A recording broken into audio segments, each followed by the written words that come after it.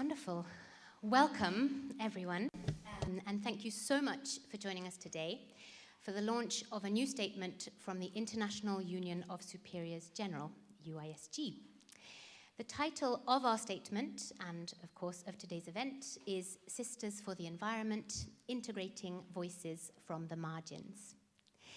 So, without further ado, our first speaker is Sister Patricia Murray, Executive Secretary of UISG.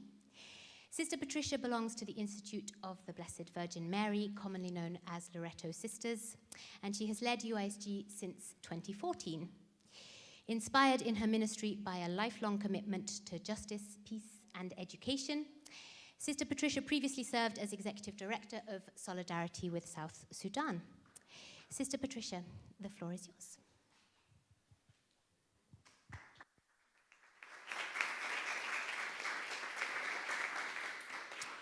It's nice to get a clap for the long walk. You'll hear my Irish accent, which I hope will be clear for everyone. As you know, UISG is a member organisation. So the members are the Superiors General of nearly 2,000 congregations worldwide. So we represent about 600,000 sisters on the ground. And the core mission is a mission of training, supporting, and connecting the members.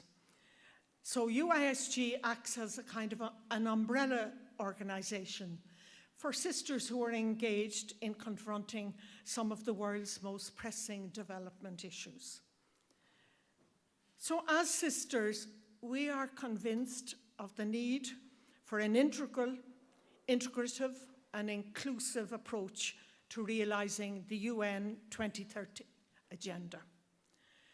So looking at the word integral, we are holistic in tackling social and environmental issues, advocating from a vision that is both human and spiritual as we seek sustainable solutions. Integrative, we build bridges. We're bridge builders. We bring people together. We cross frontiers. We cross barriers. We focus on our shared humanity as we journey towards a safe, just, and peaceful future for everyone, particularly for those on the margins of society. And inclusive, we want to leave no one behind, knowing that the world's most marginalized communities can teach us all the resilience required to confront the challenges of our time. And they will transform us if we really engage and encounter them. And that's our experience as sisters. When we meet those on the margins of life, they change us rather than we change them. They have much more to bring to the conversation at a global level. And as sisters, our very vowed life calls us to be prophetic. That is to stand with and to speak with and for those whose voices are ignored or whose voices are excluded. So Catholic sisters and their partners are at the forefront of a movement to shape global conversations around the needs of the most vulnerable communities on our planet. And it is in this spirit that UISG issues the statement, Sisters for the Environment, Integrating Voices from the Margins. Following the publication of Pope Francis's encyclical Laudato Si in 2015, the Catholic movement for environmental advocacy has gathered momentum year after year, mounting urgency because of the world's climate and biodiversity crisis. As the future of our planet hangs in the balance, we know that achieving the tipping point for change requires all people of goodwill to collaborate across borders and identities, setting aside differences to defend our common home. So this statement today embodies the spirit of cooperation and collaboration that we seek to promote, drawing on the relationships developed between the UISG, our partners, and funders. So the essence of this statement is based on the global experience of practical action and advocacy that has coalesced around UISG's environmental campaign, Sowing Hope for the Planet. This campaign was launched in 2018 and led so ably by Sister Sheila Kinsey. And the campaign has become a driving force within the Laudato Si movement and in the promotion of the Laudato Si Action platform. So Sowing Hope for the Planet has promoted and shared a multitude of initiatives and best practices that have been initiated by sisters in different parts of the world, together with their partners, in response to Pope Francis's encyclical letter. Further research and development has been led by sisters advocating globally. The UISG project, established in 2020 to support sisters in learning about advocacy and in channeling their exceptional grassroots engagements towards long-term systemic change. Key partners for the development of the UISG's environmental advocacy throughout 2020 have been the Catholic Agency for Overseas Development, known as CAFOD, the aid agency of the Catholic Church in England and Wales, and Unanima International, a sister-led non-governmental organisation advocating for women and children, which has its seat at the United Nations in New York. And in partnership with Unanima International, UISG co-hosted an official side event at the UN High-Level Political Forum in July under the banner Leadership for Change, a call to action from sisters supporting vulnerable communities. So meanwhile, consultation and collaboration with CAFOD has supported the development of and the delivery of environmental-focused advocacy training for sisters of the Sowing Hope Network. Finally, our work would not be possible without support from the Global Solidarity Fund. This is a unique alliance bringing together partnerships from across the development sector, the private sector, and Catholic communities. We are glad to be a partner with the Global Solidarity Fund. And we thank you for coming and joining us today here at UISG and also online, and we hope you enjoy the event. Thank you very much indeed.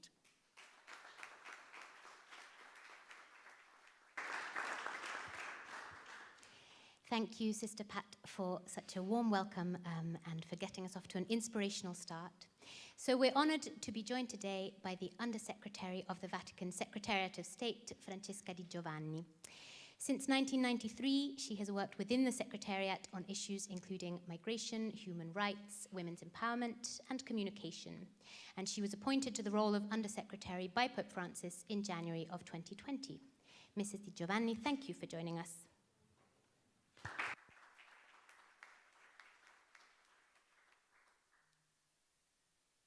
Sisters, Excellencies, ladies and gentlemen, I'm glad to be here with you on the occasion of the official launch event for the statement Sisters for the Environment, Integrating Voices from the Margins.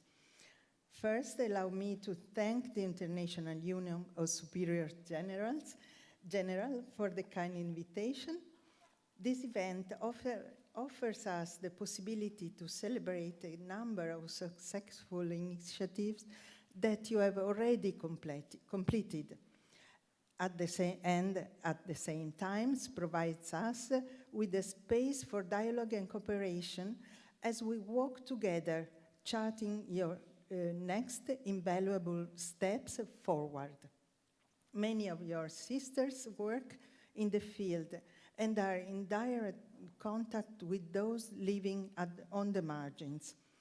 This allows you to share in the personal, social, and environmental experience of the very people with whom you work and live the gospel. Indeed, through you and many others like you, the Catholic Church carries out numerous programs and activities in diverse areas dealing with the difficult and interdisciplinary reality of climate change. The voice of the Church in international debates has been and continues to be essential for emphasizing the moral duty and urgent necessity that all of us have to address global warming for the sake of the common good, setting aside merely individual or national interests. Governments and other stakeholders have also taken note of our unique contribution. As you know well, after Pope Francis issues his encyclical letter Laudato Si, we have witnessed an impressive echo and seen not only governments, but also women and men of goodwill responding with fervor to the Holy Father's appeal for a more human, integral ecology. As you testify yourselves, your work is enriched by the consciousness of this new integral vision of the world. This is because the multifaceted and multidimensional reality of integral ecology addresses more than just the natural environment, but the interaction of the various dimensions of ecology, including its environmental, economic, and socio-cultural aspects and human ecology, in order to adopt a more integral and integrating vision. Without this holistic vision and its call to sincere personal conversion, our common home remains in danger. Climate change seriously threatens the livelihood of people today and of generations to come. It's already dramatically affecting the environment, our food, and our water supply, as well as biodiversity across the globe. As you know, climate change is relevant for its social, economic, and political impacts. It affects different aspects of our life, including human health and housing, infrastructure and energy management, education and security, and also the environment in the broadest sense. However, it disproportionately affects those living on the margins. Therefore, if we are to respond effectively, we must devise global, middle, and long-term strategies along with concrete commitments and intergenerational responses to our present and future needs.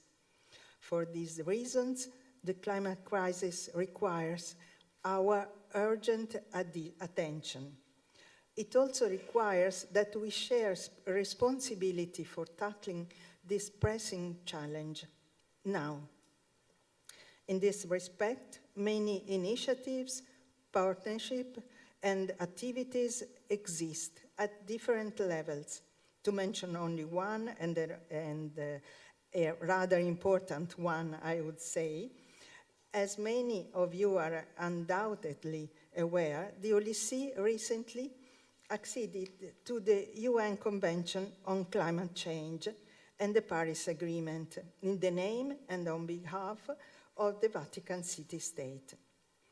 While this is an important outcome, it is an even more important starting point. Indeed, our participation in the treaty will help ensure that the Holy See takes an even more active role in the work of the COPs. In only a few more days, COP27 will start in Egypt. Shortly thereafter, in December, the COP15 on biodiversity will be hosted by Canada. Both are crucial to addressing climate change and to sharing in our commitment to the well-being of our common home. This commitment requires strong and deep collaboration from everyone, starting with the individual all the way up to the international community. These occasions offer us the opportunity to relaunch and foster a multilateral dialogue for real ecological conversion. However, not everyone is equally involved or committed in responding to this epochal challenge. While the poorest and most fragile are the most affected by climate change, they are also the most likely to be excluded from our conversations. We are all conscious of the importance of subsidiarity, and to this end, the participation of civil society and the bottom-up approach to tackle the climate crisis are fundamental. Therefore, let us make every effort not only to recognize, but also to ensure that every voice is heard, starting with the most marginalized among us. Many religious sisters and brothers living with those on the periphery of cities and of society are particularly aware of the connection between the fight against climate change and the fight against extreme poverty. The poorest of the poor inhabit known places, as Pope Francis calls them. They are marginalized not only by the indifference of governments and their partners, but also by climate events that leave them, when they do not lose their lives, without any shelter or support. Listening to the marginalized not only offers us the possibility to have a different perspective, but also a true awareness of their needs. We must not devalue the importance of a more integrated dialogue. Different voices can lead to different solutions. Additionally, better understanding everyone's needs can lead to more innovative solutions and help us to identify problems we would otherwise miss. Therefore, multi-stakeholder dialogue is not only necessary, it's part of our mission. Given the vocation of the International Union of Superiors General to build bridges and create a community centered on Christ and around this good news, I'm sure that these words are not perceived to be empty. Moreover, I would like to reaffirm that these challenges could turn into an opportunity to rethink our attitude towards consumption and production as individuals and as a society.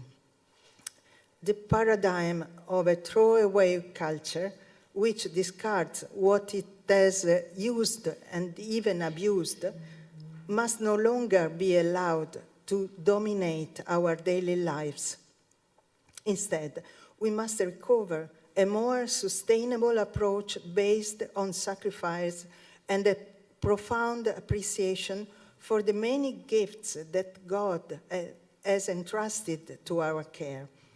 In order to reach this goal, a holistic approach is essential, starting with education.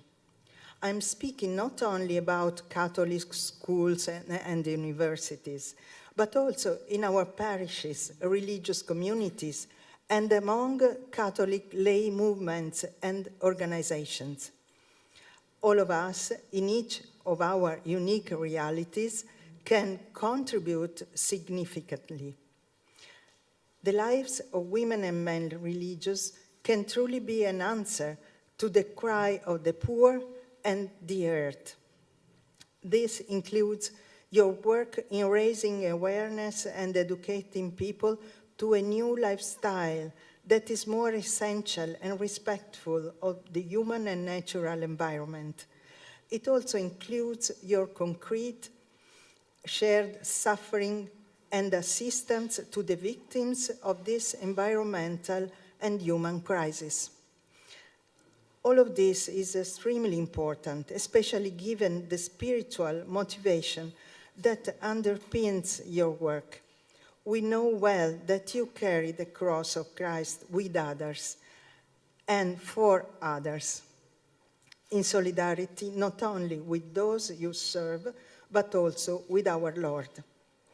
As Pope Francis reminds us, as a spiritual work of mercy, care for our common home calls for a grateful contemplation of God's world, which allows us to discover in each thing a teaching which God wishes to hand on to us. It's from this vantage point that we find the charity, hope, and faith necessary to remain steadfast in our commitment to accompany our brothers and sisters in Christ as they face even the most terrible situation, and not only brothers and sisters in Christ, but every man and woman in the world. Finally, please allow me to thank you, not only for the new commitments you have made, but also the tireless efforts that you have already been engaging in as we navigate today's stormy seas together on the same ship. I wish you a fruitful meeting. Thank you.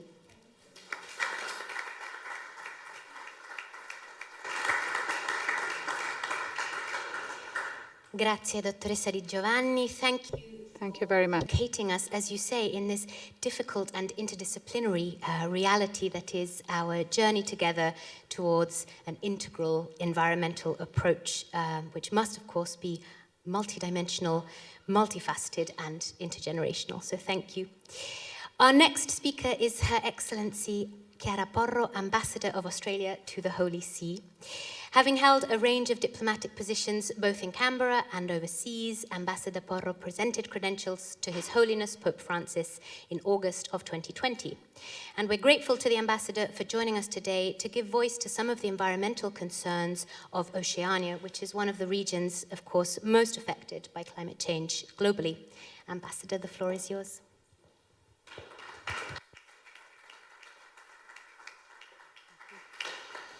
Good afternoon, everyone, and it's really my great privilege to be here at this important launch today, hosted by UISG, and I'd like to say thanks, express my gratitude to Sister Pat and her team, and also the partners that have been involved in this important initiative. I'm always keen to promote the important work being done by religious sisters around the world, particularly on such important themes as climate change. And as an ambassador from one of the furthest regions from Rome, I was extremely keen to participate and contribute to the theme that underpins today's presentation, integrating voices from the margins. As Dr. Di Giovanni mentioned, we meet here today on the eve of COP27 in Egypt, which, as it has done for several years now, will gather world leaders to discuss tackling the most urgent global challenge we have ever faced. The success of COP27 is not a given. Its ability to reach a meaningful turning point in the fight against climate change will depend on governments' commitment to take decisive action. While some progress has already been achieved, we have also seen how political obstacles have previously impeded the best of our collective efforts to drastically cut emissions. It is incumbent on all those present at COP27 to not let down those who are most affected by climate change, to not let down those who are paying the price of its consequences right now. That is why it's so important that we bring the voices of those on the periphery, in the margins, those who cannot walk the corridors of COP27 and influence negotiations. And in that sense, the advocacy of civil society groups and faith-based organisations at COP27 can be truly decisive. We know that the religious sisters which UISG represents are uniquely well placed to collate the testimony of the individuals who are bearing the brunt of climate change. Many religious sisters are active in the most affected corners of the globe, offering humanitarian relief and dealing with the material consequences of natural disasters and environmental catastrophes. Other sisters are doing work that goes to the very heart of the way religion sees and responds to the climate crisis. And so today I was very keen to highlight the work of one of these sisters and her institute, and that's an Australian sister, Sister Adele Howard. Many of you will be familiar with her, but for those who aren't, she's a Sister of Mercy and a leading figure in the Australian Institute of the Sisters of Mercy, as well as a theologian. Her life and work has been dedicated to giving a voice to vulnerable communities, and as she describes it, and as UISG also testimonies to this, building bridges across worlds. So it didn't come as much of a surprise that she had been asked last year by the Dicastery for Integral Human Development to be one of the co-leads of a project on changing perspectives of Catholic theology. The project is called Doing Theology from the Existential Peripheries, and was conceived by Pope Francis.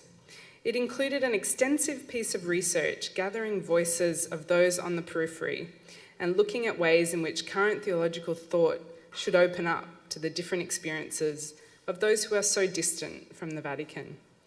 Sister Adele worked for an entire year collating data and gathering testimonies from voices in Australia, New Zealand, and the wider Pacific.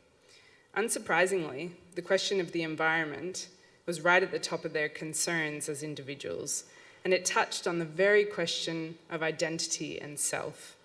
She was able to define these beliefs as a form of ecological conscience, revealing the interconnectedness of the people of Oceania and the land where they are from. As the only resident ambassador of the Pacific region to the Holy See, I felt compelled to share some of the testimonies that emerged as part of Sister Adele's research. So I want to show you a quick, short video clip to you all to allow us to listen to some of those voices. We're built on spirituality. We understand about taking care of country. That's our role, you know, it's passed down through our bloodlines from generation to generation, is to take care of the land. She's our mother. All of our ceremonies, our rituals, our celebrations are all to pay respects to the Creator Spirit, to God. We've had God with us since the beginning of time. Thousands of years before the birth of Abraham, God was here working with my people. I think for so many years, our culture, our language has been suppressed in this country. We have so much to share. Please let us share it. Let our contribution be joyfully received. We're ready to give it. Are you ready to receive it? My name is Makarita Tawarua, and I belong to Ngā Pairangi, one of the many tribes of Te Awa Tupua, the tribes of the Whanganui River. The river was a very important part of our lives. It was our first road, our first larder, our first wash house, our playground, our first baptismal font.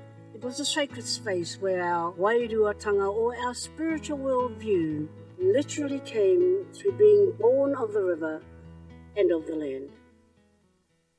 If we do not engage with the health of the planet, then the changing climate will affect us all.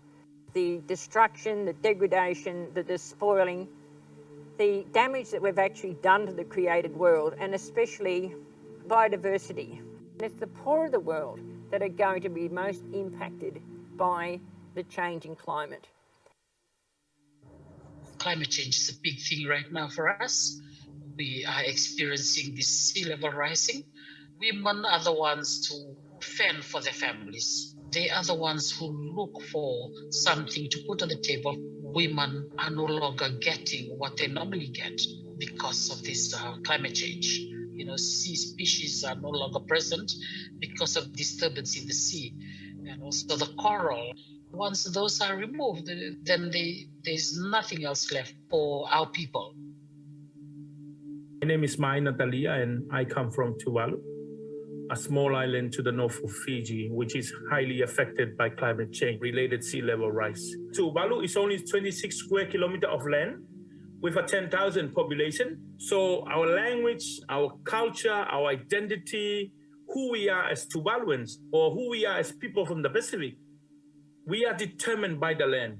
So we still have that spiritual connection. So that's why migration, relocation for our people is not easy as what others may think. Tuvalu is literally submerging now. We are heading towards the point of no return. We give thanks for those voices speaking strongly to us. What their voices did as we listened and listened and listened, they aggregated to such a point that we could not ignore the challenge and the question in those voices, particularly the Indigenous people, because loss of land and their fear of loss of land is a loss of who they are. People connected to land, not as titled owners, but as related in a spiritual connection of presence to the sacredness of the land of their birth. Such is the intrinsic relatedness of self, place, land, and spirit in their lives. They cannot exclude the land, lest they exclude their very selves from having existence.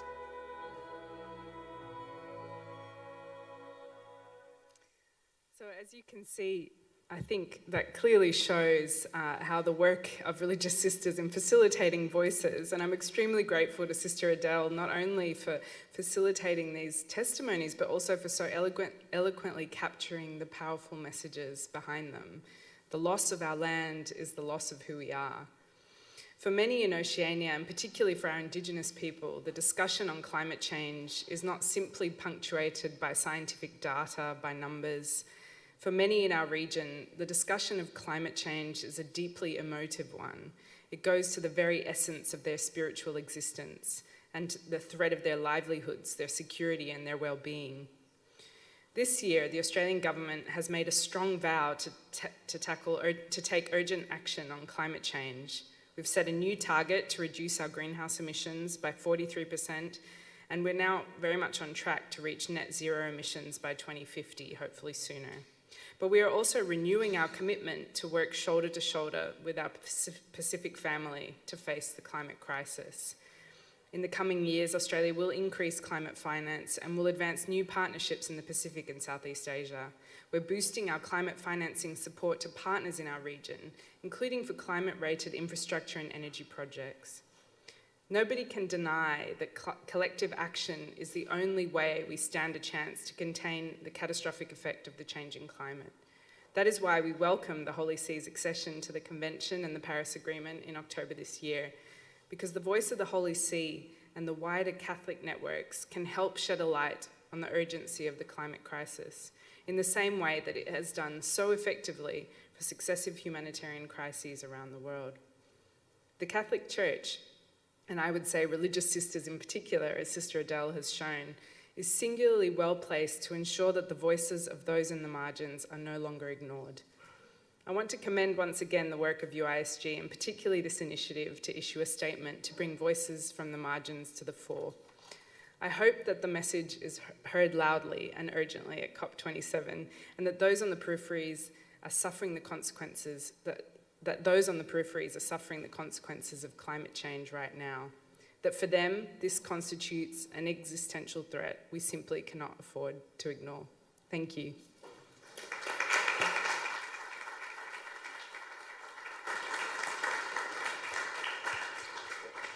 Thank you, Ambassador, for sharing your own reflections and experiences, of course, the story and the powerful words of Sister Adele, and also these incredible voices from the margins. So now we come to the presentation of UISG's new statement, Sisters for the Environment, Integrating Voices from the Margins. Presenting our statement today, I'm delighted to introduce Sister Sheila Kinsey, who is the coordinator of UISG's environmental campaign, Sowing Hope for the Planet. Sister Sheila is a member of the Franciscan Sisters, Daughters of the Sacred Hearts of Jesus and Mary, and she's involved in action and advocacy on a huge range of issues, including poverty, human rights, migration, peace building, nonviolence, and of course, integral ecology.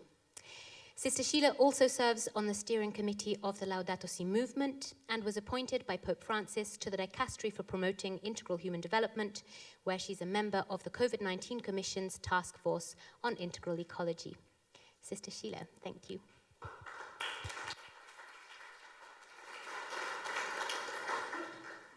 Well, just good afternoon, and thank you for joining us and being with us at this celebratory time. Since 2018, members of Sowing Hope for the Planet have been making tremendous work on the realization of a sustainable development, dealing with those goals and the Laudato Si goals. Catholic sisters, as you have been witnessing, have been in campaigns on climate action and land use. They have divested from fossil fuels and invested in renewable energy systems, encouraging others to do the same. They reduce plastic usage, even particularly the single-use plastics, promoted legislation to protect the environment, and led campaigns against harmful economic and environmental practices in the mining industries. Sowing Hope members have worked with land preservation groups to preserve native seeds, to mitigate damages from extractivism, planting trees for reforestation, raising goats for the ecosystem, and repairing community efforts in many ways. They've grown community gardens and protected public lands and indigenous land rights. With a particular focus then on water-related issues, Sowing Hope networks with and promoted access to clean water, has raised awareness of water pollution and scarcity. They've advocated for regulations to protect fresh water sources and secured wells and pipelines for communities with limited access to drinking water, and worked on projects to clean the world's oceans. Sisters for the Environment, Integrating Voices from the Margins, is a statement intended to reflect and clarify the responses of Catholic sisters for the environment challenges in our times. On one hand, the statement addresses the urgency of the current moment, identifying COP27 on climate change and COP15 on biodiversity as critical opportunities to turn the tide of destruction that is ravaging our Earth, and really looking at other ways to reclaim our Earth and our relationships with one another. And it is really expressed as a deep-rooted, faith-elevated, and faith-driven vision for ecological conversion that has inspired the mission of the sisters for many decades and continues to do so every day all around the world. We call on the global development community to engage with our Catholic sisters in promoting and realizing integral environmental solutions to ensure a safe and thriving future for all people and for our planet.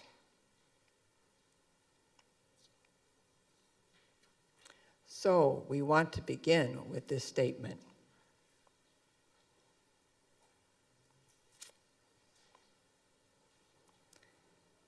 Integrate responses to climate change and biodiversity loss,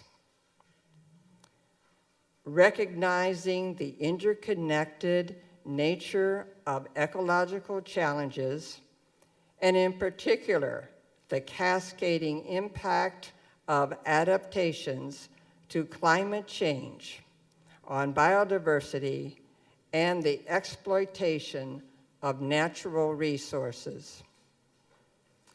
In practice, this means, while embracing the Sustainable Development Goals as a framework for monitoring and evaluation, acknowledging that environmental action cannot be siloed and that a nuanced interdisciplinary approach is vital to safeguard the future of our planet. Addressing climate change and loss of biodiversity with an integrated vision to protect environments and ecosystems, ensuring the climate adaptations do not depend on polluting or harmful mining practices, for example, or on land development that destroys the habitat of endangered species. Acting immediately to halt biodiversity collapse, ensuring that at least half the Earth and its oceans become protected areas by 2030, as well as restore ravaged ecosystems and reduce global dependence on fossil fuels. Achieving global consensus on a fossil fuel non-proliferation treaty and concluding a new agreement on a United Nations Global Biodiversity Framework. 2, integrate care for people and our planet, rejecting the anthropocentric vision that underpins habits of destruction, consumption, and recognizes the inextricable link between our environment and ourselves. And in practice, this means when taking action for the earth, ensuring that the dignity and rights of communities affected by climate change and biodiversity collapse are prioritized over national or private considerations of profit and economic expansion.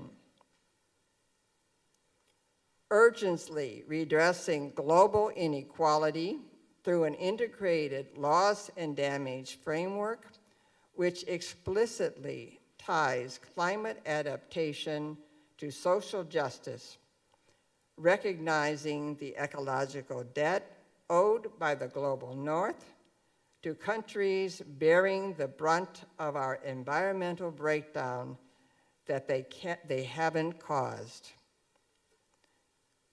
Promoting equitable access to resources for ecological adaptations to increase agricultural resilience and sustain food security, protect access to clean water, and respond to predicted sea level rise and coastal erosion in human-settled areas, and ensuring secure livelihoods and just compensation for workers in fossil fuel industries and other unsustainable sectors of the global economy impacted by the transition to ecological alternatives.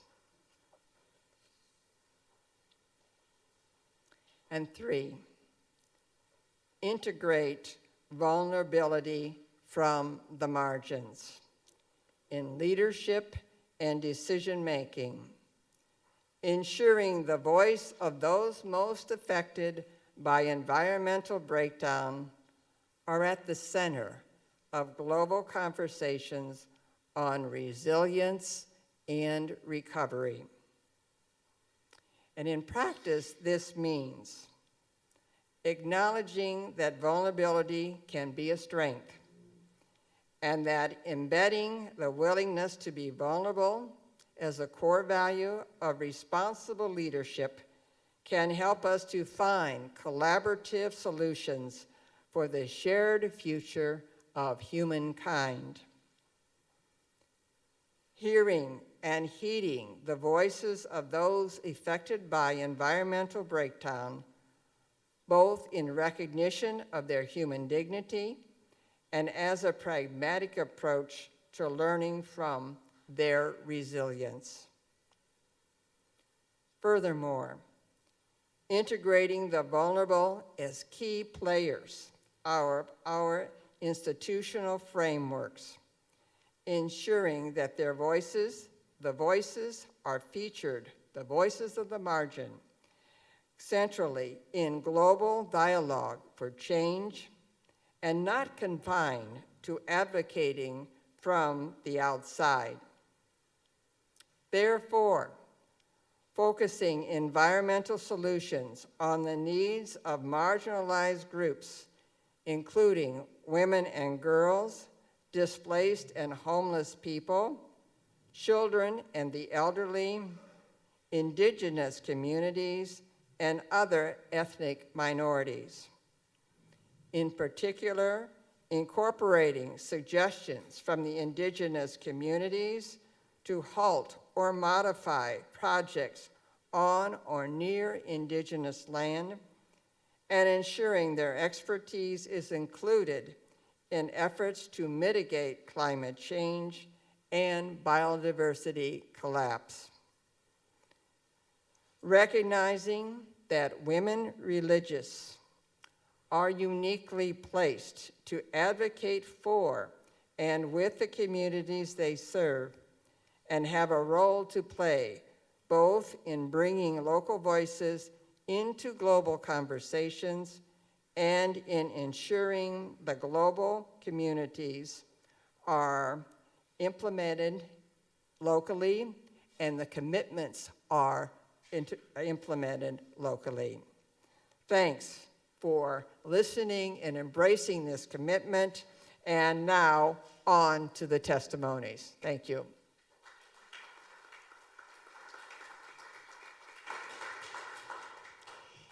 Thank you very much, Sister Sheila, for introducing us to these three key pillars of the new UISG statement, Sisters for the Environment, which are, as you've said, integrating responses to climate change and biodiversity loss, integrating care for people and our planet, and integrating voices from the margins. So now we're going to be joined virtually by some of the sisters whose wonderful testimonies are included in our document. And first, we'll hear from Sister Nathalie Kangaji, who is doing incredible work in the Democratic Republic of the Congo, advocating for communities affected by the mining industry and empowering them as well to advocate for themselves.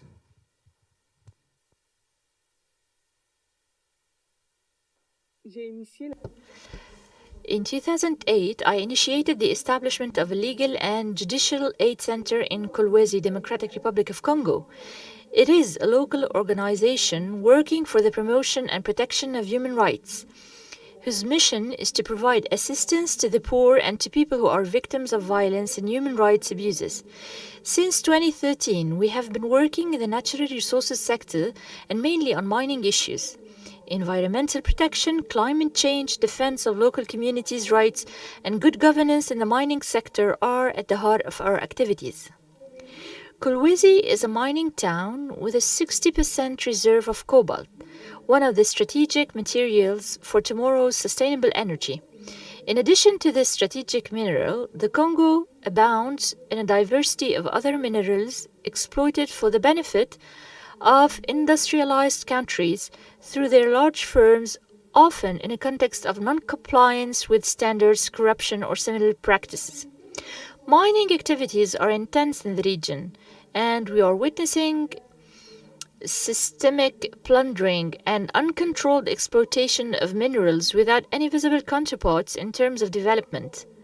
There's still a great disparity between mining investments in the region and the rampant poverty suffered by the vast majority of the population. The environmental impacts are growing in the region and are dynamic over time, sometimes invisible or latent, and may compromise the lives of future generations.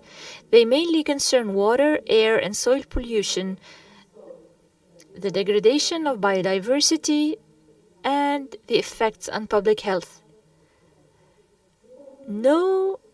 The local communities face a number of problems, including illegal land disposition, forced relocation, physical and economic, pollution, and even human rights violations, and are paying a heavy price. Few companies respect the requirements of the mining code regarding relocation, consultation, resettlement, and compensation of local communities impacted by the mining project. Our mission is to train local communities in the use of all legal claim mechanisms in order to promote transparent and responsible management of mining resources and sustainable development. Advocacy, as a process of influencing decision makers at the local, national, and international levels in order to change policy, is an important mechanism in our engagement. It is not always easy to confront the mining giants who often claim to have management systems in line with international best practices and are supported by politicians. Working in synergy is therefore an opportunity for us to have an additional voice at the highest level. For example, we work with local organizations working in the same sector, but also with international organizations. We advocate for an economy that cares for people, dignity, the poor, and the environment, exploiting minerals to build and not to destroy.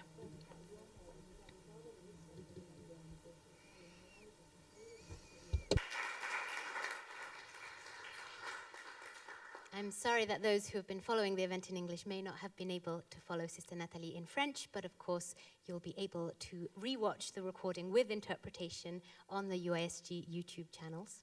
And next, in English, we will hear from Sister Jyotisha Kanamkal in India, who has been inspired by the Laudato Si encyclical to go out into the communities that she serves and share her vision for ecological conversion. Impelled by the insight that responding to the cry of the earth and cry of the poor is an integral dimension of my consecration in renewing the face of the earth and building up the reign of God. I have responded courageously to my inner voice in the promotion of integral ecology. My province was registered in Laudato Si Action Platform of Vatican Dicastery and has formulated a 7-year action plan for integral ecology. I strongly believe in the God-given human capacity to work together in building our common home. So let us work together for a healthy planet and a healthy humanity.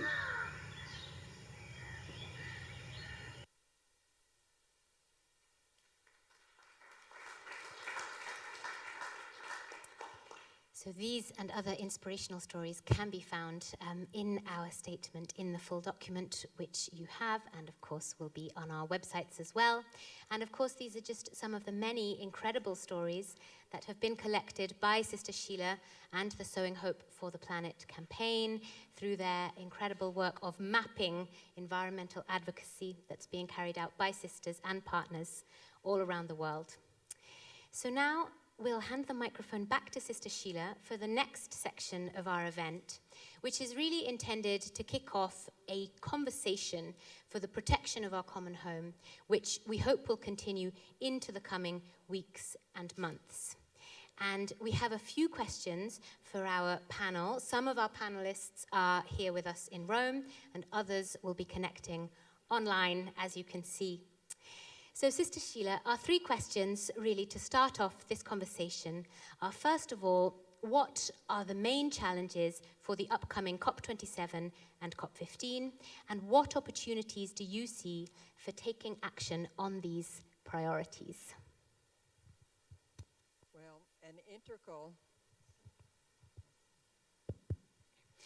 An integral environmental approach is critical, really, to the whole means of making a difference and meeting the sustainable goals and limiting the global warming to not more than 1.5 degrees Celsius.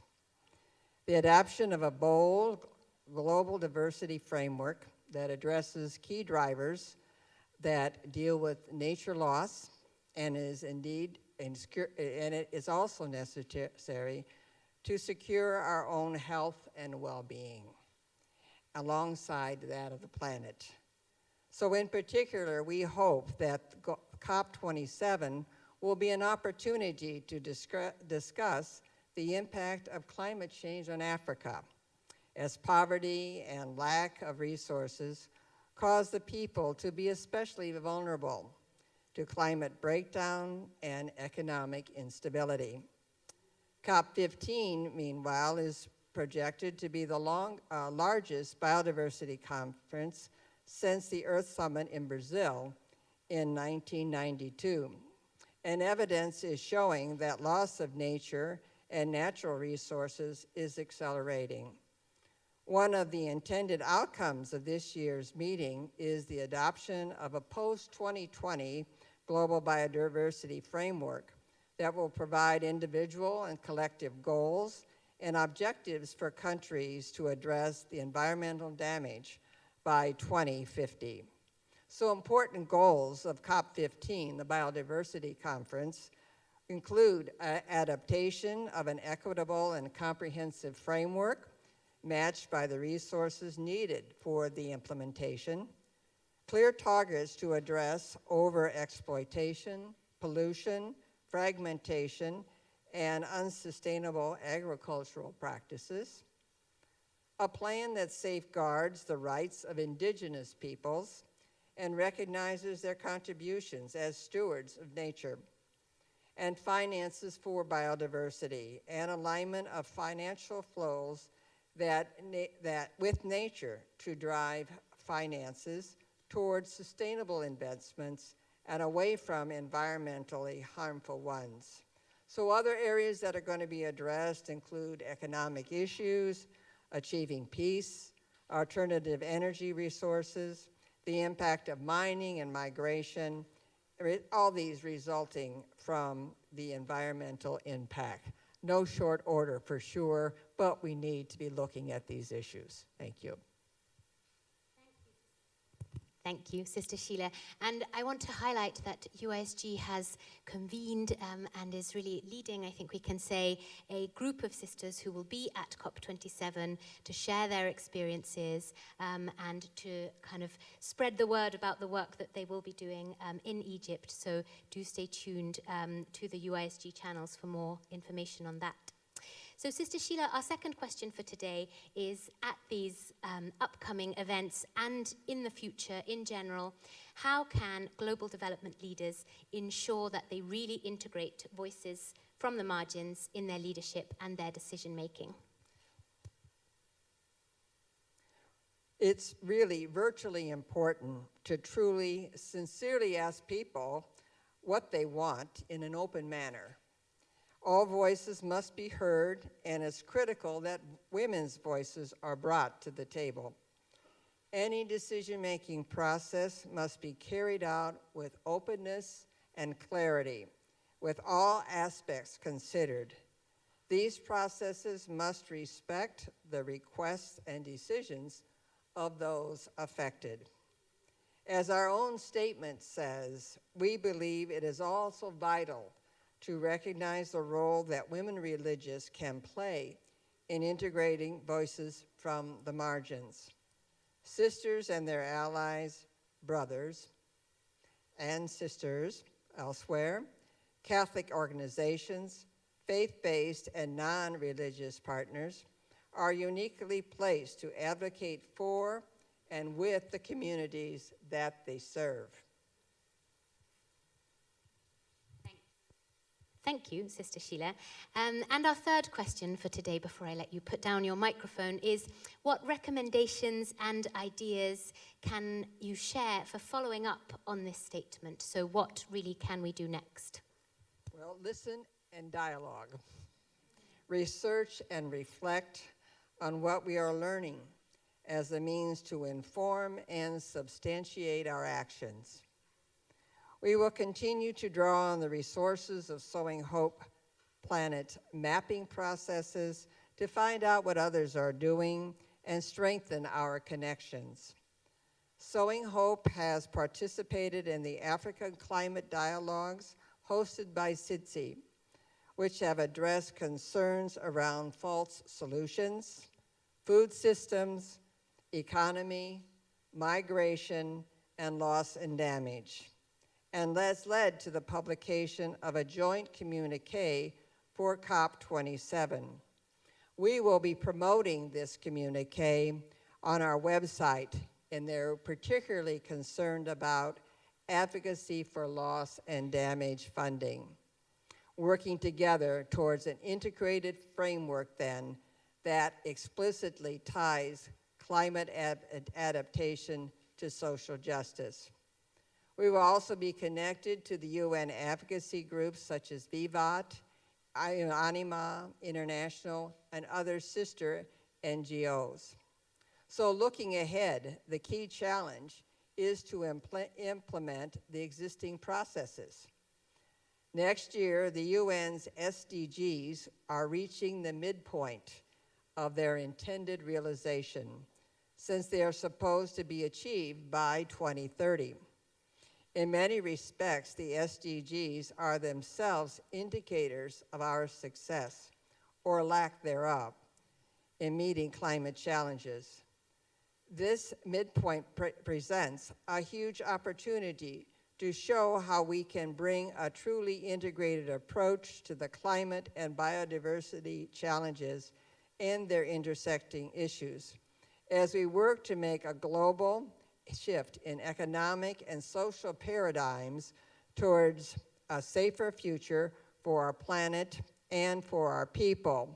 And we certainly will be promoting this through Sowing Hope for the Planet initiatives, as we are very much integrated and connected to the Laudato Si Action platform, which is being hosted and promoted by the Dicastery for Promoting Intra-Human Development. This is a collaborative, integrated action. We are about creating a tipping point for change, and we can do it if we put our minds to it. Thank you. Thank you very much, Sister Sheila. Wonderful to end on such inspiring words. So next, we're joined online, and I think, if I'm not mistaken, from Dublin, by Sister Jean Quinn, the Executive Director of Unanima International.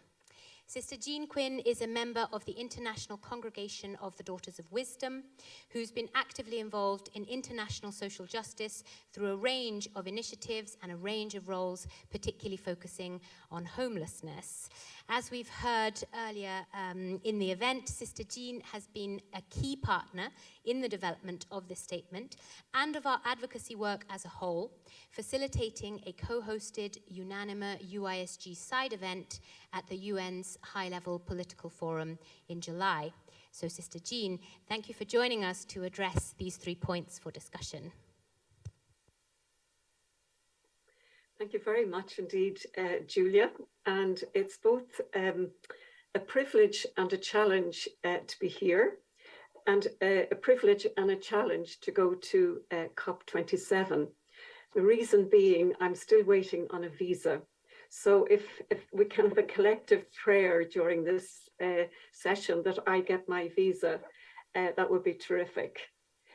I was very grateful to Ambassador Poirot for bringing us the voices of the people, because I think that's really important to any gathering that we have, not to talk about us without us. And I think this afternoon, the Secretary General of the UN just said that those on the front lines of the climate crisis are at the back of the line for support. And that's my own belief as well. And we have to change that dynamic. That's really important. I guess we're going on a pilgrimage as pilgrims to a place of challenge. And as we know that going on a pilgrimage is not easy. The challenge will be to be heard, in the right places with a prophetic voice, and to be able to raise our voices, because that will be the challenge. It's always a challenge in working in a very different space. Sister Sheila mentioned all the issues that we need to address, but we are the people going there as your representatives to raise our voices. We'll also have the opportunity to amplify the message and the lived experience of the people from the grassroots, the people that our sisters tell us about and that we've seen so well in the videos there. Sisters raising their voices and supporting in important places. We also need to speak to the intersections between gender justice and climate justice, ensuring that on the ground realities of women, children and girls are not cast aside or simply limited to one thematic session, Gender Day, throughout the whole session, the whole conference, one day on gender. We're also going to to COP with an urgency. And as we keep hearing, this is the moment, this is the time, and it's the time for action. It's been called the Action COP, actually. And we cannot underestimate the urgency of that. We need a whole society approach and the political will to make good on the Paris Agreement, the 2030 Agenda, Laudato Si, and now the UN General Assembly resolution, which officially recognizes the human right to clean, healthy, and a sustainable environment. That's really, really important to all of us. How do we integrate the voices from the margins? I think that was another question you asked, Julia. People on the margins need to be part of the solution. We won't get a solution without everybody around the table. And that includes civil society, the private sector, UN agency, and COP27. And remembering, don't talk about us without us. I think in terms of looking at what is it we want to bring to the leaders, and what we're looking for is implementation. We've had loads of conversations over all the years of COP. And now it's the need for implementation. And it needs to happen on time and scale, and it needs to be specific, measurable, and impactful. And as we know, and I think Sheila and some of the others have just said, the key is financial assistance for developing countries. If their debt burden is not dealt with during this COP, these developing nations are left unable to invest in climate change mitigation or adaptation. Not only has the 100 billion a year from richer nations failed to materialize in full, very badly supported actually, it has also become clear that the most vulnerable countries are receiving little of what is available.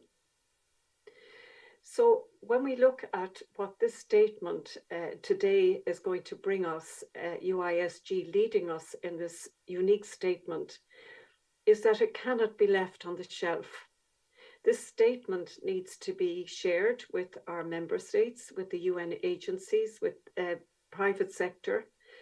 And as groups, we need to be able to reflect on what it's saying and how we will integrate it into our community lives, into the lives of grassroots people, those we collaborate with and those we network with. It's a really important document. And I feel as the Executive Director of Unanima International, it's a privilege for us with our 25,000 members in 85 countries to be in association with you during this launch of this statement. Thank you very much.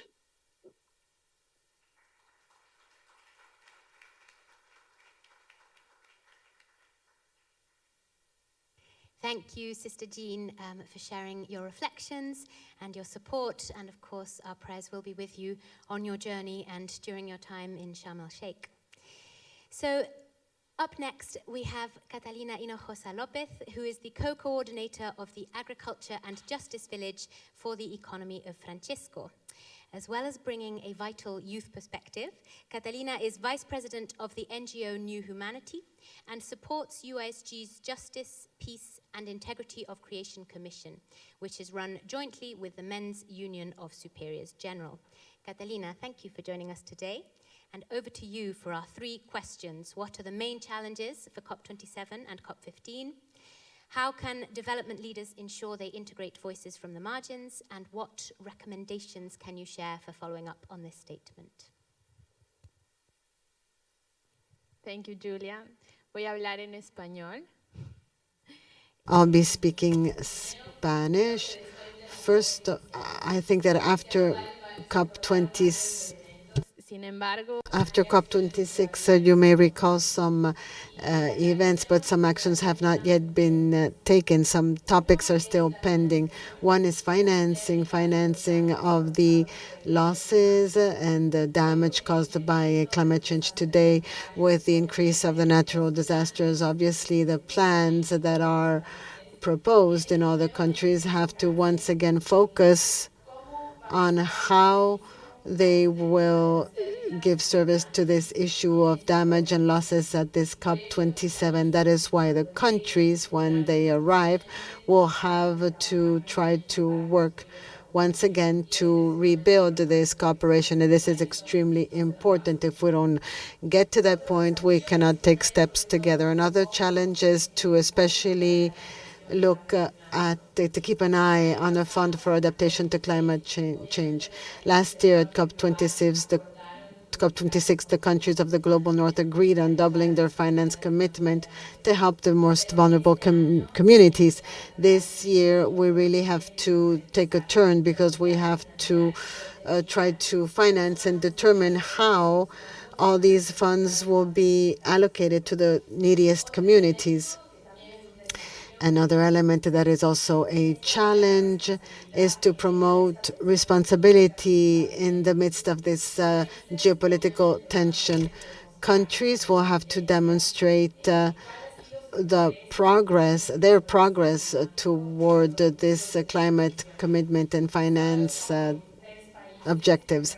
There are only 23 countries that have actually made changes in their plans to reach the goal of keeping the temperature at 1.5 degrees, and this has to resonate in all of us. In addition, with the war between Russia and Ukraine that has destabilized especially the energy market and caused increased dependence on fossil fuels, this is going to be another challenge that has to be addressed. This is, of course, connected to COP15 on biodiversity.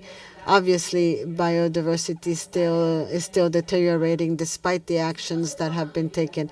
Unless measures are taken to protect biodiversity, this is going to cause more changes at the climate level and generate more difficulties for communities. We have to continue pushing to transform our relationship with nature, feeling that we are part of it and living in harmony. If we do not change this perspective, we cannot talk about changing reality.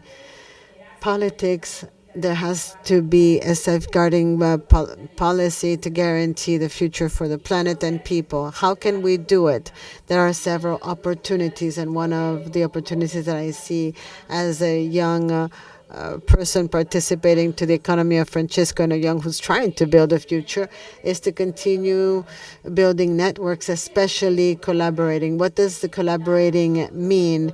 It's involving all the players, especially enterprises, companies, because they too are protagonists for changes at the economic level, to push leaders or politicians to take concrete actions. We've seen that we're talking about the civil society. However, civil society oftentimes stays to a side. We saw that at COP26. That's why we have to look for strategies with other strong groups that have already changed within their policies, their plans, so they may take decisions in a sustainable manner and spread the positive effects. With regard to the second question, I can tell you that we too, as young people, also feel marginalized. We are not part of the decision-making process. We've seen how adults perhaps are afraid to entrust us with something, perhaps because we lack experience, or we may take rushed decisions. But as young people, we risk jumping, and that's where we can do it together. Taking a leap, jumping, means asking leaders for more accountability, being closer to political actors. Marginalized groups have no voice. They've been displaced by society. We have displaced them, and they are not considered when some requests are made. But that is where we all have to feel responsible. If everything is interconnected, this means that we all have to live for everyone, excluding no one. Very clear example. In 2021, with some young people and seniors of Economics of Francisco, we produced a video to ask Chevron to repair the Amazon indigenous communities of Ecuador affected by the oil spill. Thanks to the preparation and these videos during the meeting with the shareholders, Chevron decided to change its CEO, taking a small step to generate big changes. What else can I tell you? Listening to the indigenous groups' voices is a key element, but we have to be attentive because sometimes we use the marginalized groups for our ends. So it is important that if we want to generate changes, we have to create the spaces and not just make them speak, because sometimes we want to speak on their behalf, but we are not giving them a space to do so. And in answer to the last question, how can we follow this process, this statement? I think it's important to include other elements in this aspect, especially from the grassroots groups, through associations, groups of people, local leaders, to meet with power groups, with decision makers, governments, international organizations, companies. If we push from both levels and seek agreements to encourage both parties, we can take faster steps. And that is where the UISG role also is. That is why a UISG declaration must contain experiences and the agreements that have already been made in spaces such as the UN with those NGOs representing congregations. And especially, we must consider the encounter with governments. How can we be closer, knowing that if we pressure intelligently through issues such as sustainability at all levels, we can find common points that can allow to generate change. And lastly, I think it is very important, especially to look at positive news.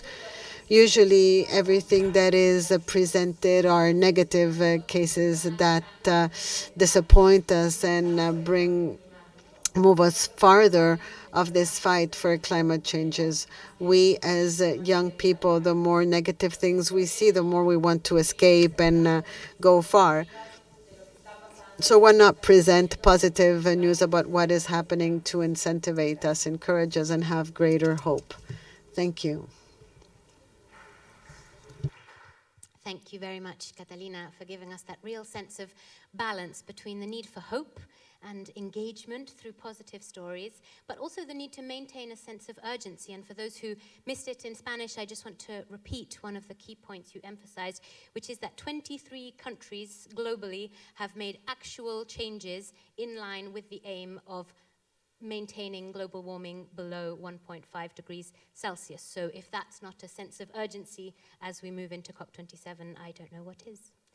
So our next panelist joining us from Brighton in the UK is Neil Thorns.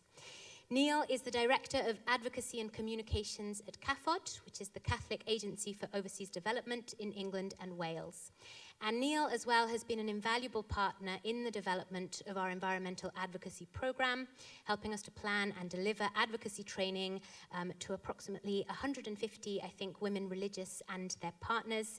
Neil, thank you for all your support and for joining us today.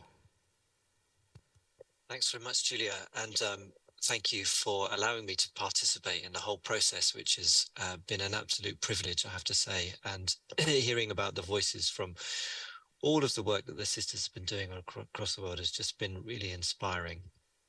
So I'll go into a couple of points around this today. So some of which have been touched on, so I'll leave those and I'll just do a couple of others. But the first one, when we talk about COP27, and I think we'll have all seen possibly reports in papers and the media around how urgent the situation is getting to. So the fact that the UN doesn't believe that we can keep to below a 1.5 degree world, and that current trajectories keep us to a 2.1 degree or 2.9 degree trajectory. So the point that was well made there about actually we need more countries to come with greater ambition in terms of their nationally determined contributions into that COP27 are really, really important.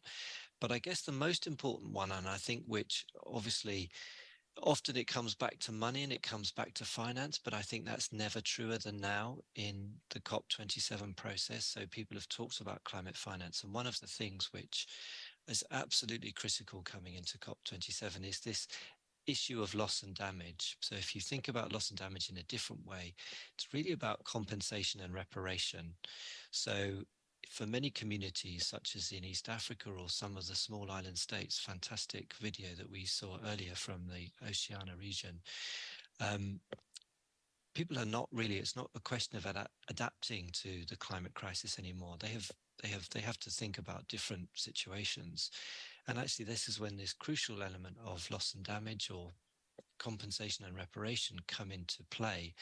And that's going to be really critical, because I think more and more we see countries of the rich who have caused it and those countries who are suffering most who haven't caused it kind of growing apart. And I think if we see COP27 in context of the kind of global politics and global situation, then that becomes even more stark, where you see the situation of Ukraine, but also the fact that low-income countries have had to deal with and are still dealing with COVID. They are still dealing with the debt crisis, as others have said, and they are still really much at the forefront of the climate crisis going forward. So urgent action, but also making sure that actually people just step up and take on board the situation of loss and damage and the need for urgent finance in terms of that.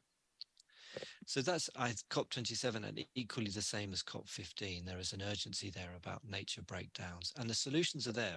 That's the great thing, is that people know what we need to do. They just need to kind of move on them, which kind of leads to the next point that I wanted to bring out, and which is why the statement is so fantastic in enabling us to do this. The great thing about the Paris Agreement, and also with the things coming up to the COP15, is that these don't come from a top down, they come from a bottom up. So ambition comes from a bottom up. It comes from each of the states creating their kind of plans, creating their ambitions, and bringing that into the COP processes. So I think one of the great things about this and the examples that we see in the statement are, how can we influence those national policies, to make those national countries more effective, but also to make those plans coming into COP27 more globally ambitious. So I think that's a real opportunity for us to use this statement, and it would be fantastic to see things like conversations happening at a national level or with elected officials. Certainly I'd be thinking of how we can do that in the COP27 in the next couple of weeks. I'll be there, and certainly this statement will be there in my bag. So I think there's something about using it, making sure that we think about it from a national level and how we build up from the national level going forward, whether that be on things around mining, whether that's around food and agriculture, whether that's around just how we need to shift our energy transitions going forward. And I think there's also those national plans which refer directly into the COP processes, whether that's the nationally determined contributions or whether that's the national plans which deliver the SDGs. All of those things are really important. So we can really use the ideas and recommendations in this statement to make a difference nationally, but from a national point of view, feeding into those international levels as well. And then the voices of the margins is absolutely critical, and something that certainly as CAFOD we hold very much in our heart, and we want all of our work to be speaking on behalf of, or having even better, those voices of the margins right there with us when we speak to decision makers. And I think if we think of the roadmap that we've got ahead of us, whether that's on nature and biodiversity, or whether that's on the climate crisis, whether that's on food, there's the really tough actions which government need to take. They basically involve reshaping whole economies and shifting away from fossil fuels, moving into a better, hopefully, economy which puts people and nature at their heart. And so those voices from the margins are absolutely critical because A, they give us the impetus. So when people are stuck on, is it this word or is it that word, or is it this number or is it that number? Actually, what we need is those voices to the margins which say, you just need to make progress on this. You need to push forward on this because it's our lives here, not numbers, not words. So it's really important, I think, to have those voices from the margins there to push the urgency. But I think the other thing which the voices from the margins critically do is that they give us hope, because often the solutions that we look for, or the solutions that we need, come from those voices from the margins, not from the politicians, not from those people who are having those conversations often in a bubble. They come from those people in the margins because they are living with it day to day. And they are the ones who have already come up with the solutions, either from generations back, as we've heard previously, or just because of the stark reality of the changes which they need to make in their lives and how they're adapting already. So I think that's why the voices of the margins are so important. And that's why this statement is great, because it takes us from that big macro level of what we need to change and brings it down into some of those voices which we need to hear as we're going forward. So thanks very much again for allowing me to be part of this. And I hope to be able to take those voices very much into the COP27 process.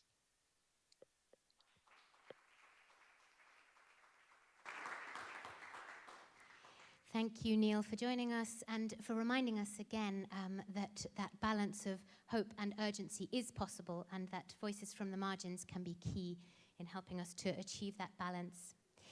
Our next panelist is Maria Dolores Sanchez Galera, who is the coordinator of the Research and Reflection section of the Dicastery for Integral Human Development. She's part of the scientific committee of the Economy of Francesco and has been teaching law and economics on the Fratelli Tutti specialization course at the Pontificia Facoltà Teologica San Bonaventura here in Rome. Thank you for joining us today. Thanks to you, and I'm glad to be here. I'm happy to be a listener and a learner, because everything has been said. So it's difficult. I should do like Pope Francis said to the young people in Assisi, just make noise. If nothing else, just make noise. So, well, noise should be connecting to what Neil has just said. My talk was addressing losses and damage, which is the really critical aspect of this COP and biodiversity. Future challenges. Our present challenges, people have very clear what the problem is. Our problem is finance, and and there is where we need to address our task forces, from advocacy, from national governments, from regulators, rethinking our economic systems, but also institutional systems. And that's why I'm so glad to be in this discussion today, including voices from the margins, because the margins starts from including, and that was the first challenge that was the beginning or at the origin of starting all these discussions. The Climate Change Framework Conference was including future generations into these discussions. So the first people from the margins are the people that are not here. For regulators, that was, oh God, how am I going to include future generations? Our constitutional frameworks weren't prepared. Our regulations are not prepared for including voices from the margins either, and that we know, because we made recent distinctions between soft limits and hard limits when it comes to addressing loss and damages. And for hard limits, we are including no reasonable prospects for avoiding intolerable risks. This is when we can really predict what is going to be happening, and for this we need immediate reaction. So, well, the challenges are many, but we really need to rethink our economic system. And I wanted to say that actually, to think about the challenges, have you watched The Letter? So that says everything, and includes, you know, it starts from your tears, and then maybe it takes us to reaction.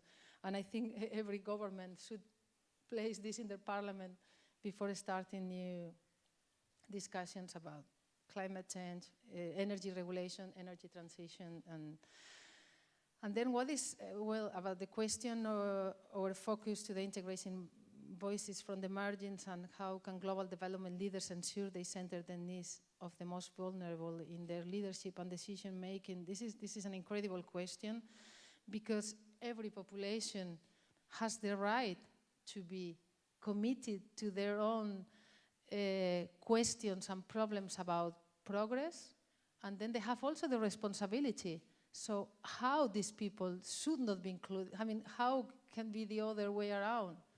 So only including people from the margins, we can really assess a discussion, a real discussion about global or local development. And other things have been said here, so I'm not going to repeat, but of course the work of faith-based organizations and advocacy has been very important. It's probably the better address noise to make government react. So that's why this COP is important. The policy is going to be there. It's not that it's expected that it's going to change, everything is going to change, but we need a bigger voice in what integral ecology is, education, a cultural shift, things that have been coming from faith-based discussions, and that is it. I was in London with Neil last week, and we were in the Faith Invest meeting, and there is also a big discussion on this going on. And we need to interlink much more. We need to collaborate. So the word solidarity, collaboration, interlinkage, that's very important now. And I think COVID showed and helped us learn, and every government took the lesson that we need collaboration. We are all affected by the same problems. So that's the problem of humanity. So that's the only way to proceed. And I wouldn't go further because, as I said, everything has been said. Thank you.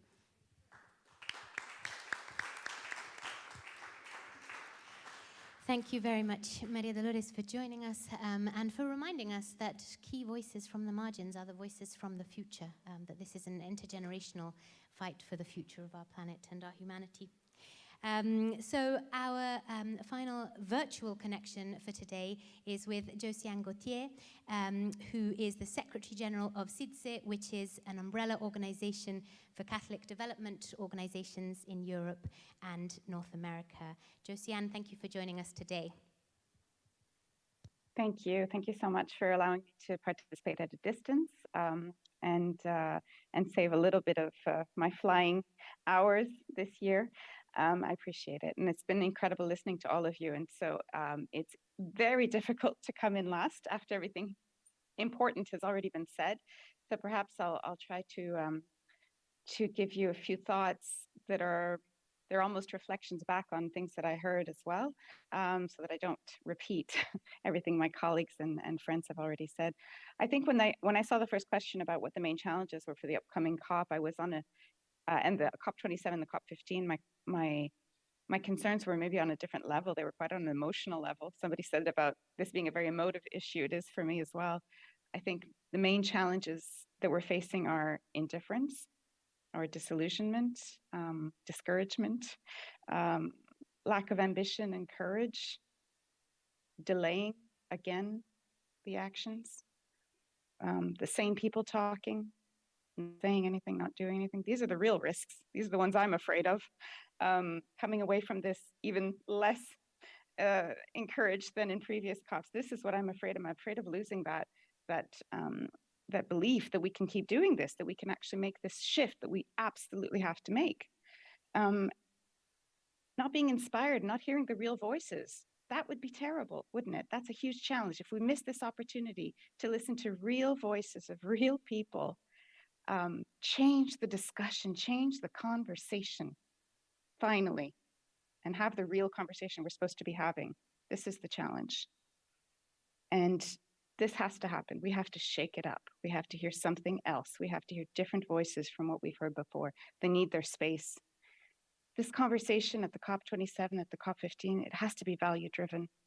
And we can bring that. People in this room and people we know can bring that value-driven conversation, speak from the truth, from the heart, from what's really happening. An uncomfortable truth, but a liberating truth about what we need to do. Obviously, I'm not going to speak about the technical issues because they've all been raised. And my friend Neil has already raised some of them, and Sister Sheila raised some things. I'd like to share maybe a little bit around how we came to a certain focus through the Africa Climate Dialogues, because it was really a learning experience that was a different way of preparing for this COP. Because we have been involved, as it's in COPs year after year, and we come in with technical briefs. And sometimes we sit down with the other Catholics and we try to find another original way of bringing our messages across and trying to get one more person to listen to us. And sometimes we do. We get a little change of heart and we feel victorious. But this time we looked at it from a different angle. We said, maybe we need to sit down and look at our conversations and our preparation for the COP in another way as well. And this COP is happening in Africa. It's a new context. And I will slow down. Sorry about that. I got taken away. We decided that we needed to sit down with the Church of Africa and prepare together. We felt that in previous COPs, we put a lot of pressure on Catholic voices who were few and who didn't have all of the tools to bring all the messages in. We tried to coordinate ourselves at the COP. But this time we said, what if we were to prepare the African church leaders? What if we were to sit with them, sit with each other and listen to each other? And so we embarked on a synodal process of our own to prepare this COP. It wasn't easy. It wasn't easy because lo and behold, we are also in a privileged position. We get to travel to these meetings. We get to be heard. We have high positions where people listen to us. But a lot of our colleagues don't get listened to and don't get heard, depending on the continent they're from or where they're situated. Their stories don't make it. And we feel a responsibility to share their stories, but it's not the same. It's not the same as sharing that space and sharing the power and opening up new spaces for other voices to be heard. So this was part of the process of preparation. And it meant that allowing that maybe the technical issues that we thought needed to be addressed at the COP might be brought up differently from the perspective of organizations in Africa, of the church in Africa. Maybe the order of priority was not exactly the same as the one we thought it would be. So we had to allow that the advocacy might change. It might change us and that we might carry it differently together. So this has been a very important learning experience for us. It's been a very humbling experience for us as well. And it needs to change the way we do advocacy. We need to speak together and really listen. So this is a big challenge for the decision makers as well. How will they listen to the marginalized voices? How can we actually influence the leaders, to carry the voices of the most vulnerable in decision making? This is a very big challenge. This is a very big challenge because it means asking people to stop talking and to listen. And we come from societies that have benefited for a very long time about this power imbalance. We have benefited from it, inadvertently sometimes, unconsciously sometimes. And so to give up that power and to ask our decision makers to say, would you step back and listen for a moment to other voices and their truths and their solutions? This is not an easy one, but I think it can be done. And I think that a group like this one is the best situated, is the best tooled to make that happen, because we believe in conversion and because we believe in human capacity to change and to evolve and to be better. And we know that we have a responsibility to do so. I think we have to model that change ourselves, though. We have to as well challenge where we sit and how we participate in these spaces. And we have to challenge these spaces and name them when they're not being democratic, when they're not being inclusive, when they're not being participatory. So that's also part of the advocacy we have to do. We can't just come with messages that are technical, but we also have to challenge the way in which the conversations are happening and who's participating. I think just to close off, maybe what I think we can do with the statement, with the conversations we're having today, with the African climate dialogues, with the many initiatives that have been shared, all the good stories, as Catalina was mentioning. I think we need to keep coordinating. We need to keep building bridges together. I think that is the core. The building the community of solidarity is the model. It is the model. By being together and by being community, we model the change we want to see, where we're putting each other and our solidarity amongst each other at the center of the types of solutions we're looking for. We have to listen. We have to make this statement heard and the other statements. We have to share each other's statements, each other's messages. We have to hold each other up. And I think we could even use this statement, might I add, in the synodal process. Why don't we throw it in there? What if this were to redefine how the church sees itself in the future? Wouldn't that be grand? If the church actually defined itself as the ecological church, as the church of solidarity, truly, a decolonial church? I think we could do something with this. So there's a provocation there. And as women leaders, I thank you. I thank you for standing up and for always doing so. And please keep doing it. We really need you to. So I wanted to say thank you for that.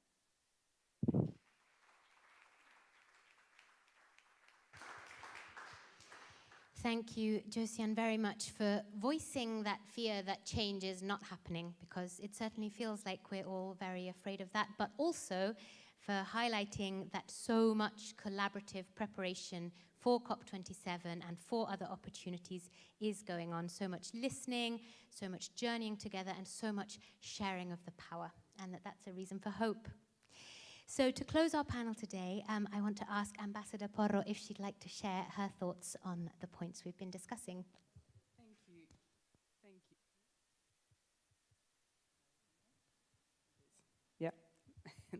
Well, thank you so much, Julia. And I think as the government representative today as well, I feel like I should say just a few little things. But mostly I've been listening, and I've been quite inspired as well by all the inputs that have been given. Although, of course, it is quite disconcerting to think, when we think about this COP27, what's going to come out of it.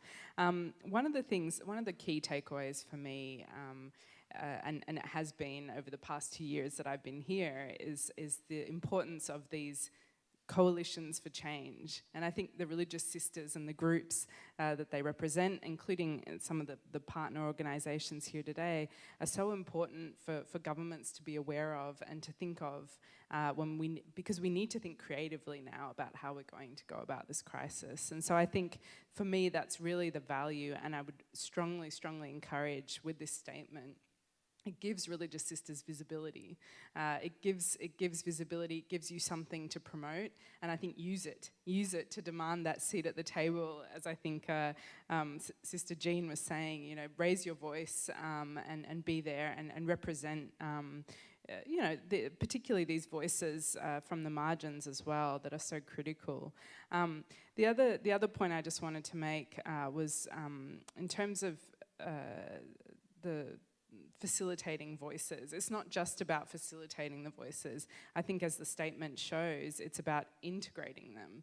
And one of the things that I was in the Pacific for 2 years before coming here. One of the things that is very important is you can't just wheel people up to the table. They need to have the skills. They need to know how to influence. And I think that's one of the key things that Australia has tried to do in our outreach and engagement with the Pacific, is particularly with women, I have to say, is build their negotiating skills, build their capacity to influence. So I think that's critical. And that also comes to the question of climate finance, which for me is actually also the key challenge. And I think it's one that I think there was at a meeting we went to on the 4th of October, one of the ministers from Fiji described it as a sledgehammer between the developing and the developed world. And I think that's the biggest risk we're facing right now. But I think, again, here we need to think very creatively, because from my time in India and the Pacific and Africa, one of the things I encountered time and time again was that a lot of this funding, this money that's being pooled at the international level in all these funds, it's not reaching the people. And I think there needs to be much more consideration and perhaps a review is what's needed from the UN, for example, into how climate financing can work better and more effectively. And of course, I think here, one of the other things is we need to get the private sector more involved, because if you think about, I think that it's by 2030, the estimates are that the expected finance gap will be $5.9 trillion. There's no way that donor funding is going to cover that. We need to get the private sector involved, and and one of the things Australia is doing is trying to facilitate private investment through a range of different mechanisms to be able to encourage it as well. So I think that's very important. And going back to that point of perhaps we need to think more creatively about how we can, what is the best mechanism for the flow of this financing? Maybe it's better if it comes in through the local, national levels rather than top down globally.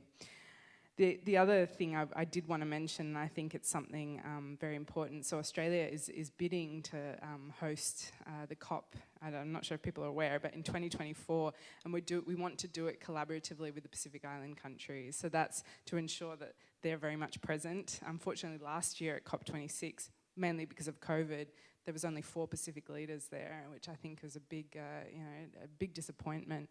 And I think we want to ensure that they're present, that their voices are heard, and we want to do this by co-hosting one of the next COPs together. So hopefully that happens. And yeah, I think that's it. So thank you so much for this very stimulating discussion, and I took away a lot, and I'm sure others did as well. And I really hope that with this statement, we can encourage. One of the other things I think would be really worthwhile exploring is networking with other religious women, outside of the Catholic faith as well. Men do this. Why don't women do it? And we don't do it enough. We don't network enough. And I think we should be thinking about how we can reach out and build these coalitions for change on these important topics. Thank you.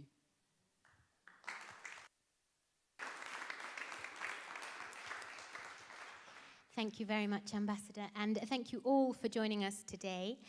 So to close this session and to send us off towards COP27, but before that, towards refreshments downstairs, we'll hear from Sister Mary John Kudiyarupil, who is the Associate Executive Secretary at UISG. Sister Mary John, thank you.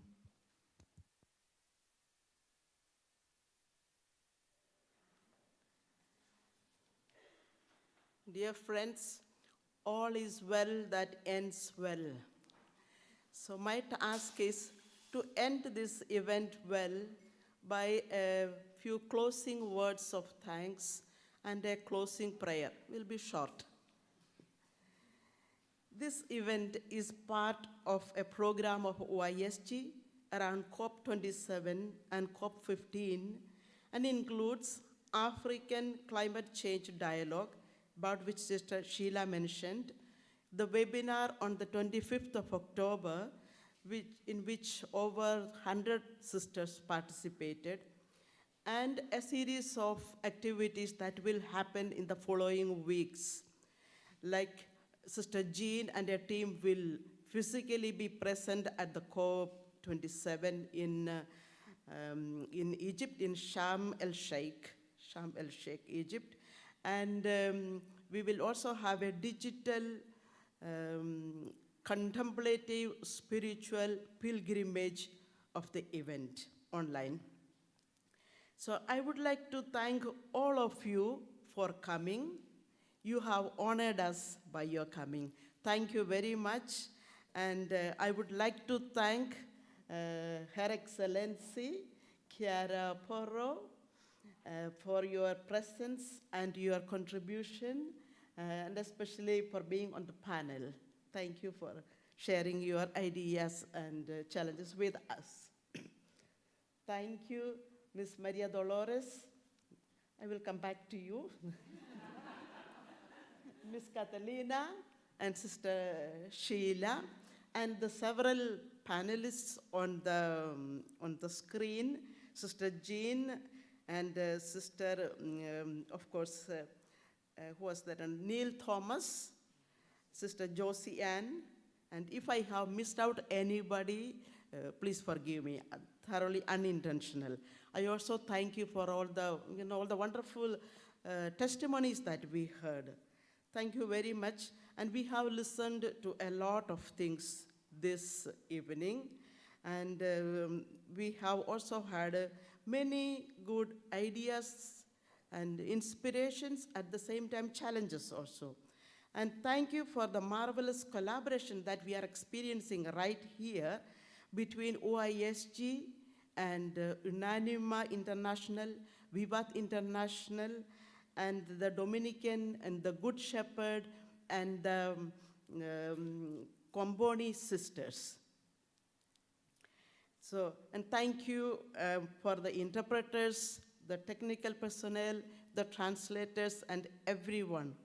You have all really enriched this evening with your presence. And most importantly, I want to thank the organizer of this event, Ms. Julia Cirillo. Julia Cirillo, and there is Ms. Eleonora at the back, Eleonora Insalaco, and Ms. Lorenza Cirillo, who have been working for months for drafting this statement, this excellent statement. Yeah.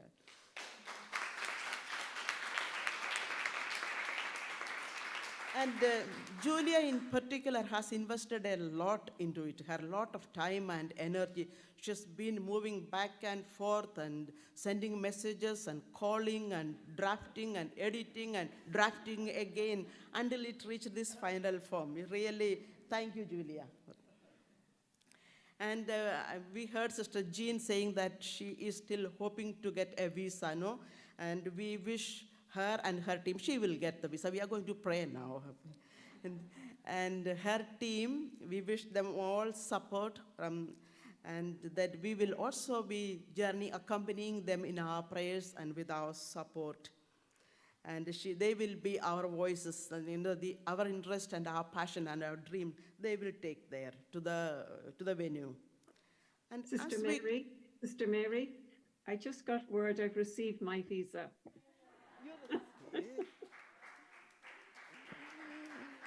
Thank you so much. Yeah. And as we come to the close of this gathering, let us take a moment in silence to reflect on how we can work together to actualize the dream of an integral environmental change. After a brief moment of silence, I will say the closing prayer.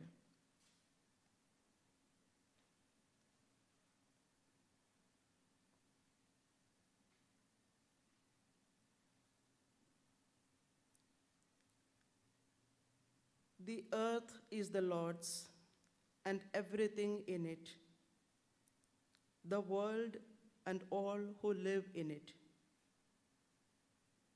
For God founded it on the seas and established it on the waters. In God's hand are the depths of the earth, and the mountain peaks belong to him. The sea is God's, for he made it, and God's hands formed the dry land. Let the sea roar and all that fills it, the world and all those who dwell in it. Let the rivers clap their hands. Let the hills sing for joy together before the Lord. For God comes to judge the earth. God will judge the world with righteousness and the people with equity.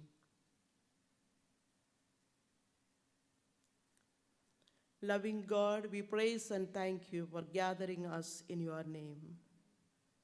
You reveal your love and care through the created universe and through us who bear your image. We thank you for today, for all that we have heard, seen, and witnessed in this place on Sisters for the Environment, integrating voices from the margins. Help us to live our lives in simplicity, honesty, and in harmony with nature, and in accordance with your word. Give us the grace to translate our dreams and visions into concrete and caring actions in daily life. Bless all our efforts leading up to the summit and beyond. May everyone, and especially those at the margins, benefit from this endeavor. We ask this through Christ our Lord.